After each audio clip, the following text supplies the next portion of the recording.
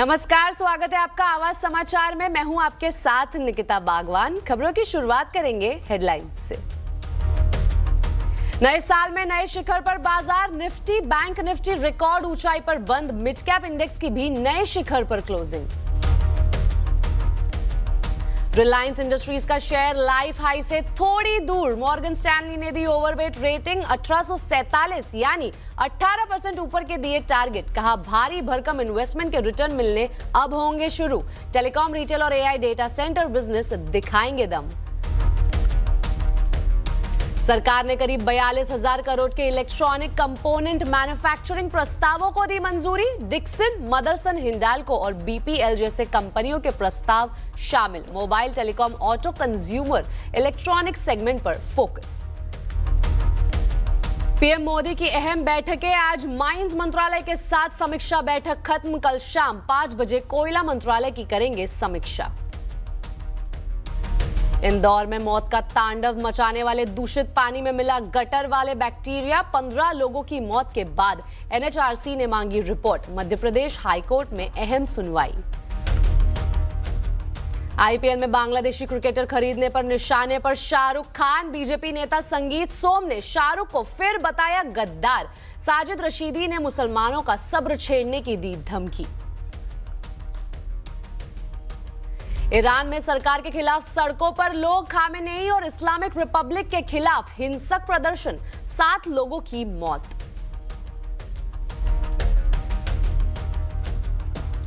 Bulletin में सबसे पहले बात करेंगे आज के बाजार की। नए साल में बाजार में शानदार बढ़त देखने को मिली है। निफ्टी बैंक निफ्टी रिकॉर्ड ऊंचाई पर बंद हुए हैं।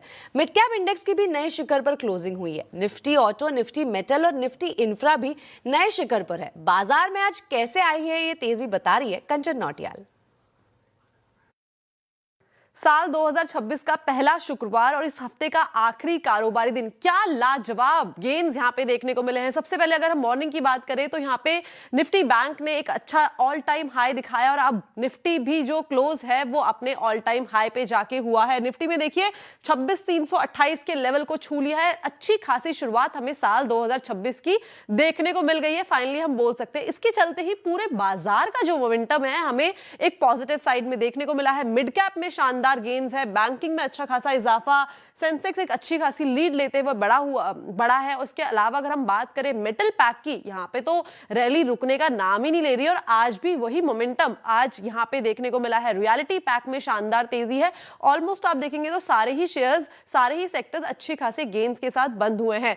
स्टॉक स्पेसिफिक बात करी जाए, देखिए खबरों के चलते कोल इंडिया में 7% का इजाफा और एनटीपीसी में भी यहां पे उसी की कैचअप रैली देखने को मिली है। हिंडाल्को, ट्रेंट भी अच्छे खासे गेन्स के साथ बंद हुए हैं। लूजिंग पॉकेट की इस टाइम पे बात कर ली जाए तो देखिए आईटीसी यहां पे जो ड्यूटी, एक्साइज ड्यूटी लगी है सिगरेट की, जो दाम है उसके बढ़ने को लेके यहां पे कंसर्न्स है। कल भी एक गिरावट थी, 10% का लोअर सर्किट लगा था और उसके बाद आज भी एक गिरावट देखने को मिली है।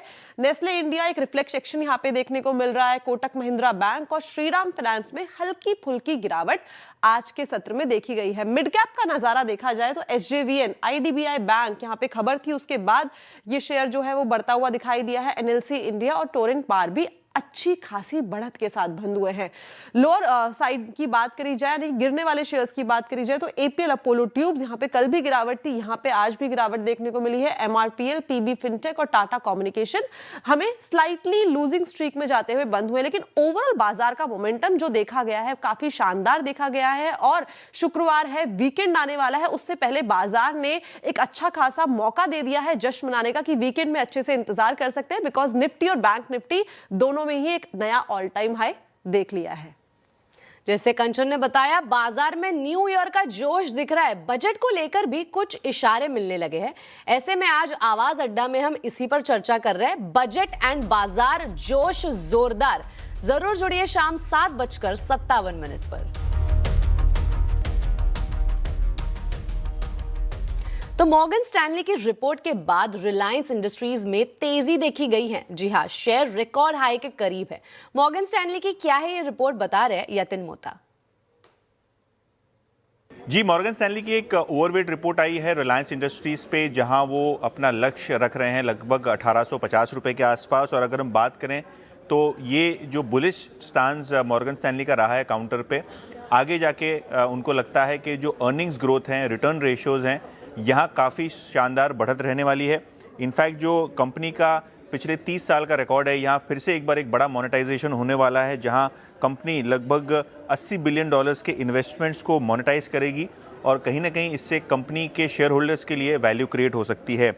इनफैक्ट अगर हम आगे जाके आने वाले क्वार्टर्स की बात करें तो मॉर्गन स्टैनली को लगता है कि रिफाइनिंग बिजनेस में अपसाइकिल आना चाहिए।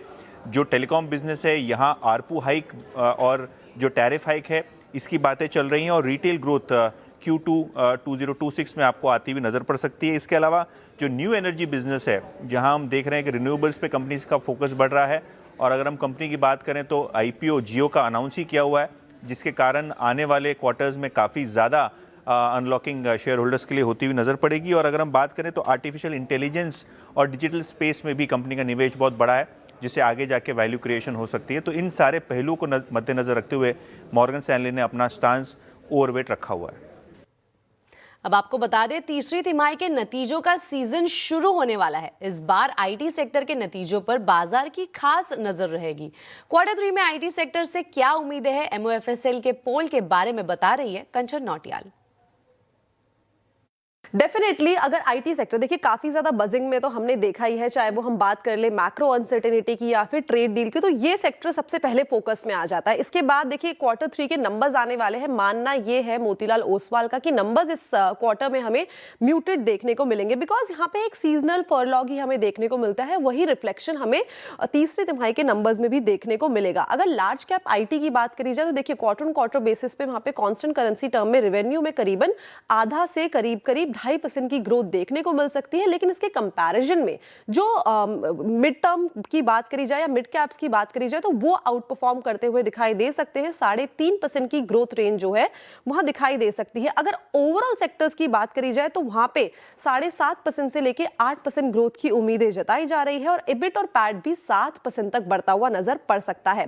कुछ चीजें यहाँ पे काफी ज्यादा ध्यान में रखने वाली है, जैसे कि जो क्लाइंट की स्पेंडिंग है वो थोड़ी सी यहाँ पे कंजर्वेटिव होती हुई दिखाई दे सकती है, बिकॉज जैसे कि मैंने मेंशन भी किया था, मैक्रो अनसर्टेनिटी इस टाइम पे बढ़ी हुई है, टैरिफ से रिलेटेड जितने भी रिस्क है वो भी बढ़े हुए हैं और जो लार्ज डील की कमिटमेंट्स है वो भी हमें काफी लिमिटेड ही देखने को मिली है।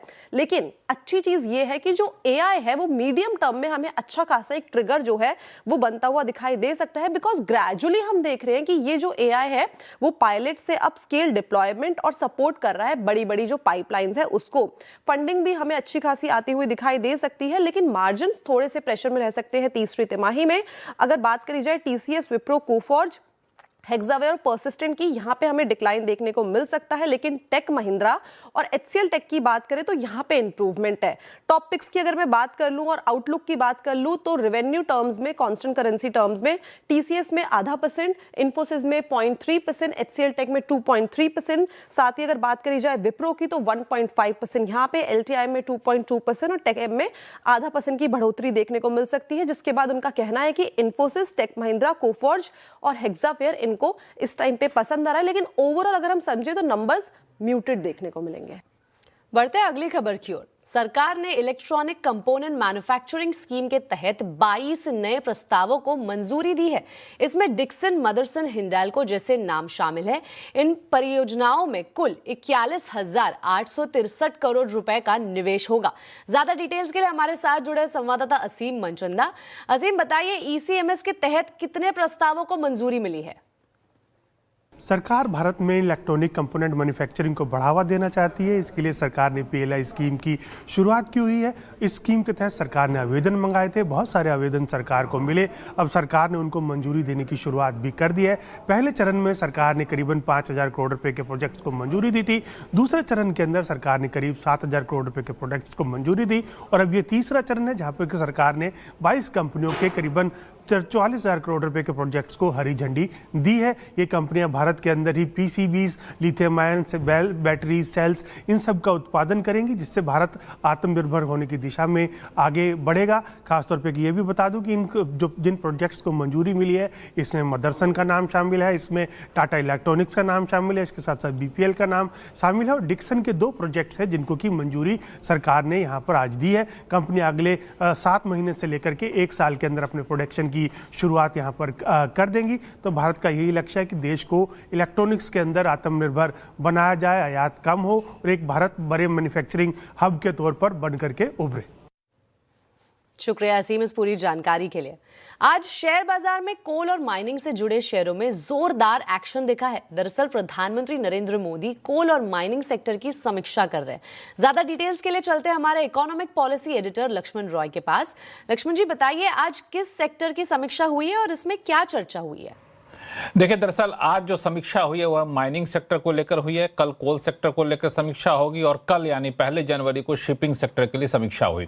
दरअसल समीक्षा इसलिए हो रही है क्योंकि सरकार का बहुत ज्यादा फोकस ये है कि इंफ्रास्ट्रक्चर को कैसे बढ़ावा दिया जाए। आपने देखा हो कोल और माइनिंग सेक्टर के लिए पिछले दिनों रिफॉर्म के कई सारे कदम उठाए गए, जैसे क्रिटिकल मिनरल स्कीम मिशन की शुरुआत की गई, क्रिटिकल मिनरल की माइनिंग की कैसे बढ़ावा दिया जाए इसकी शुरुआत की गई, माइनिंग सेक्टर में कैसे निजी निवेश लाया जाए इसकी शुरुआत के लिए कदम उठाए गए। लेकिन ये सारे जो फैसले लिए गए थे वो फैसले जमीन पर कितने उतर पा रहे हैं, कहां तक उतरे हैं और क्या क्या उसमें अड़चने आ रही है, इसको लेकर समीक्षा बैठक की गई थी। इस बैठक में माइनिंग सेक्रेटरी, माइनिंग मिनिस्टर, प्रधानमंत्री मोदी थे, प्रधानमंत्री मोदी के मुख्य सचिव थे, एडिशनल प्राइवेट सेक्रेटरी थे और यहाँ पे सिर्फ रिपोर्ट नहीं पेश की गई, यहाँ पे एक पूरा प्रेजेंटेशन हुआ कि किस किस मिनरल्स के लिए कहाँ कहाँ कितनी माइनिंग हो रही है, किस तरह से उसको हम आगे बढ़ाएंगे और आगे का रोड मैप क्या है, ये यहाँ पर निकल कर सामने आया है। तो इस लिहाज से काफ़ी महत्वपूर्ण मानी जा रही है। हालांकि इसकी औपचारिक जानकारी नहीं दी गई, लेकिन सूत्र बताया कि प्रधानमंत्री ने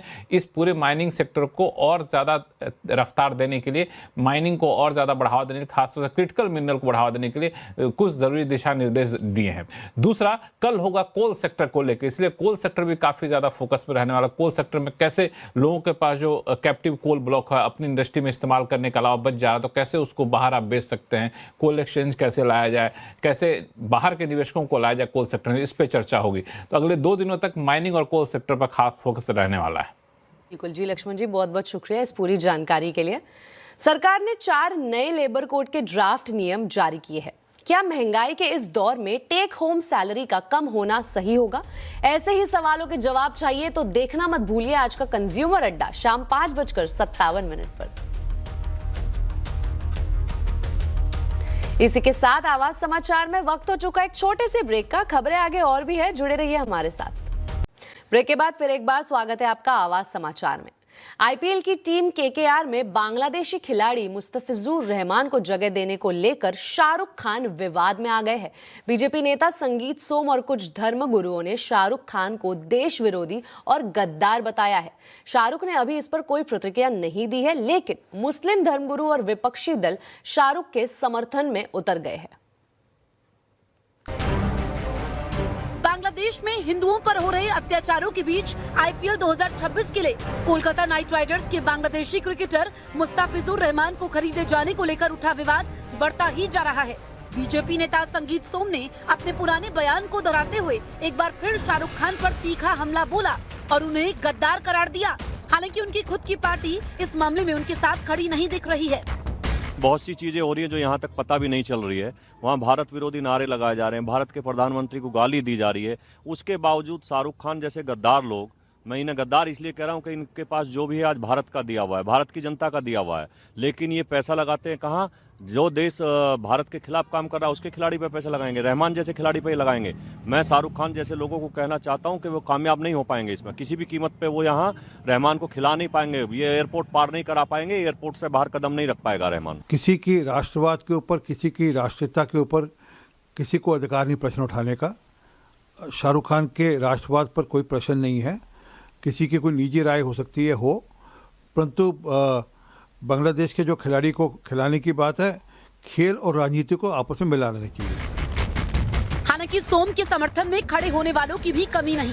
कई हिंदू संगठन और संत संगीत सोम के समर्थन में खुलकर बयान दे रहे हैं। तमाम लोग मारे जा रहे हैं और किसी को गोली मार रहे हैं, किसी को मार मार के मार रहे हैं, किसी को घर से खींच के ले जा रहे हैं। ये सब हो रहा है बांग्लादेश में और हिंदू मर रहा है बांग्लादेश में, और हम मौन पे मौन नहीं, हाथ पे हाथ नहीं रख सकते, हम मौन नहीं रह सकते। और उसके बाद जिस देश ने आपको हीरो बनाया, स्टार बनाया, सुपरस्टार बनाया, जिस देश ने इतना सामर्थ्य दिया कि तुम एक क्रिकेट टीम, तुम थे क्या? इस देश की बीसीसीआई निर्णय लेगी, पर हमारा यही कहना है कि बांग्लादेशी क्रिकेटर्स को ये बात उठानी चाहिए कि हमारे जो हिंदू भाई वहाँ रहते हैं उनकी रक्षा सुरक्षा हो, प्रोटेक्ट हों वहाँ पे, और उन्हें किसी भी प्रकार से वहाँ पर परेशान न किया जाए, उनका भी ये दायित्व बनता है। खेल है, खेल में नियम नहीं होते, खेल के अपने नियम होते हैं और खेल पर कोई ऐसा लागू नहीं होता है, पर हम खेल के साथ ये कहेंगे कि राष्ट्र के लिए और समाज के लिए वो कुछ बोलें तो। दुर्भाग्यपूर्ण है, वो तो करेंगे ही, कोई हीरो नहीं है। शाहरुख खान का चरित्र क्या है? चरित्र ही नहीं उसका, निरंतर उसके रुख देशद्रोही रहे हैं। उधर संगीत सोम के बयान के खिलाफ भी मजबूत मोर्चा बनता दिख रहा है। तृणमूल कांग्रेस और कांग्रेस ने भी शाहरुख खान का समर्थन किया है। मुस्लिम संगठनों ने संविधान का हवाला देते हुए कहा कि शाहरुख खान को गद्दार कहना शर्मनाक है और नफरत फैलाने वाला है। शाहरुख खान अगर वहां पर क्रिकेटर से अगर कोई मुआहिदा करते हैं तो ये गद्दारी नहीं है। अगर हाँ उन्होंने ये कहा होता कि अल्पसंख्यकों के साथ जो कुछ हो रहा है वो दुरुस्त है, तो गद्दार कहना चाहिए, आतंकवादी कहना चाहिए।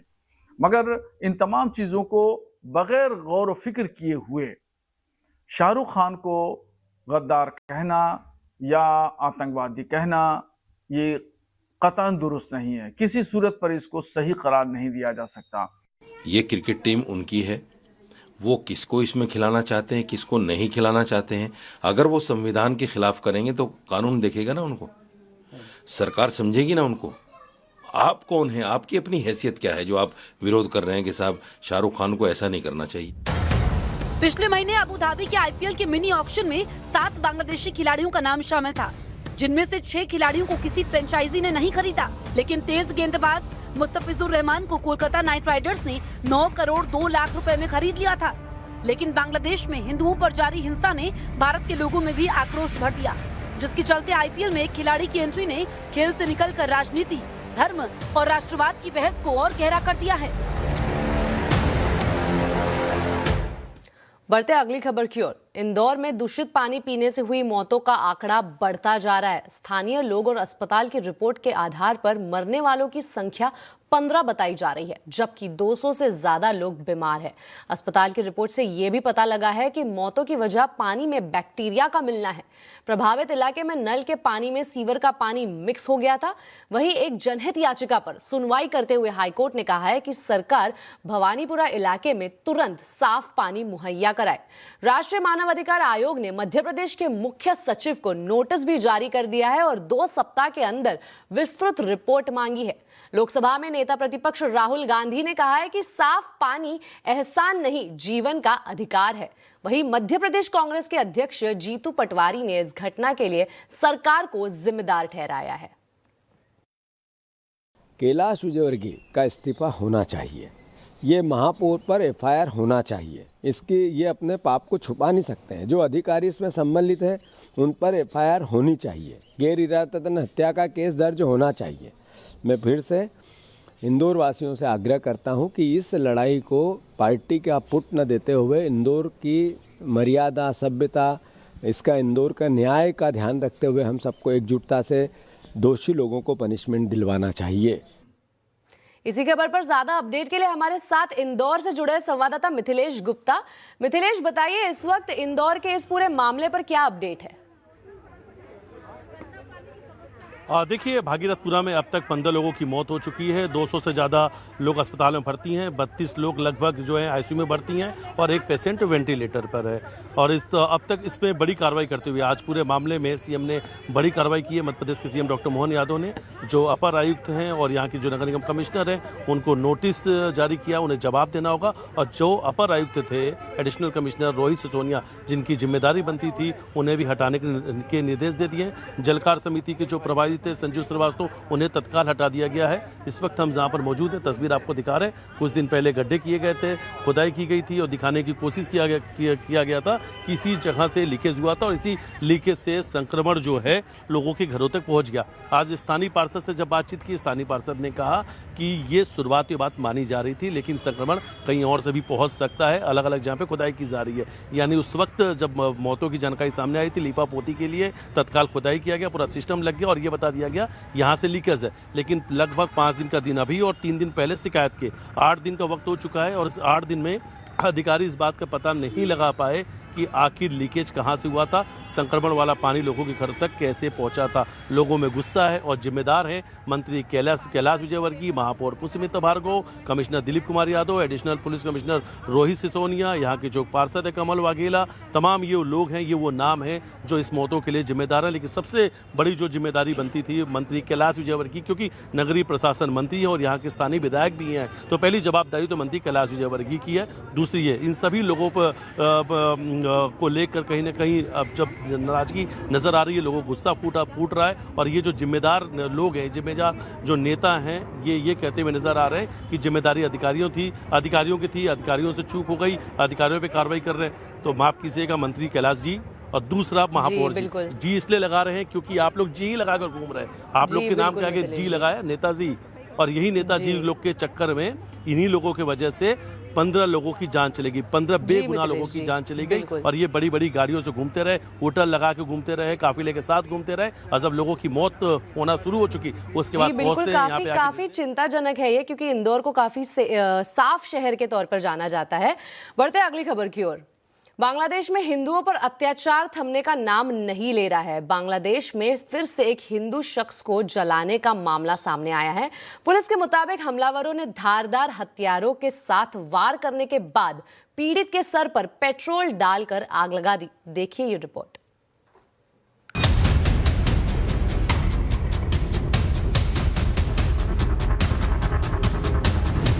बांग्लादेश में जारी है बवाल, हिंदुओं पर जारी है अत्याचार, टारगेट पर हैं हिंदू। आखिर क्या कर रही है सरकार? बांग्लादेश में हिंदुओं पर अत्याचार थमने का नाम नहीं ले रहा है। बांग्लादेश में एक बार फिर से हिंदू को टारगेट किया गया है और जिंदा जलाने की कोशिश की गई है। इस बार बांग्लादेश के शरीयतपुर में खोकन चंद्र नाम के हिंदू युवक को हिंसक गिरोह ने घेर लिया और फिर बेरहमी से पीटा। उपद्रवी इतने पर भी नहीं माने, उन्होंने इसके बाद खोकन दास पर चाकू से हमला किया और फिर पेट्रोल डालकर जिंदा जलाने की कोशिश की। खोकन दास ने तालाब में छलांग लगाकर किसी तरीके से अपनी जान बचाई।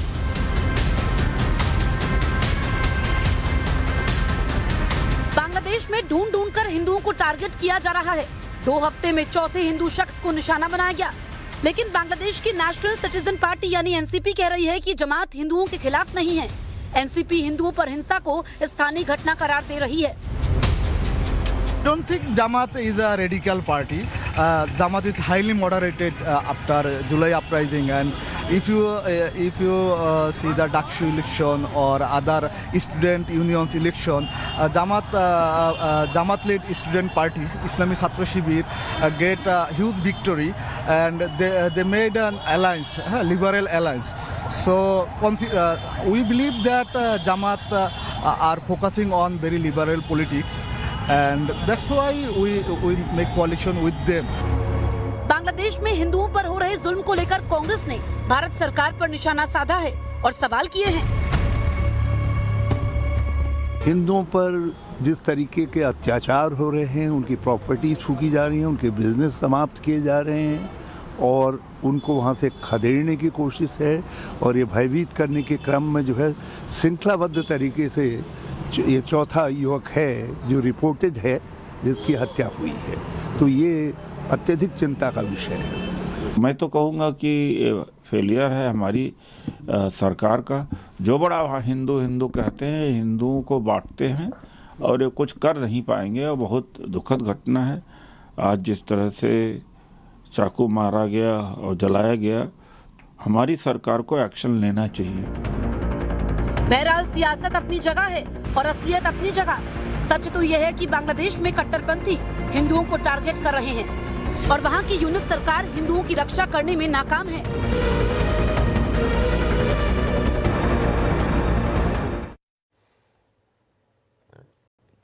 आवाज समाचार में अभी के लिए इतना ही। आप देखते रहे CNBC आवाज और अपडेटेड रहे खबरों पर हमारे सोशल मीडिया हैंडल्स के जरिए। नमस्कार।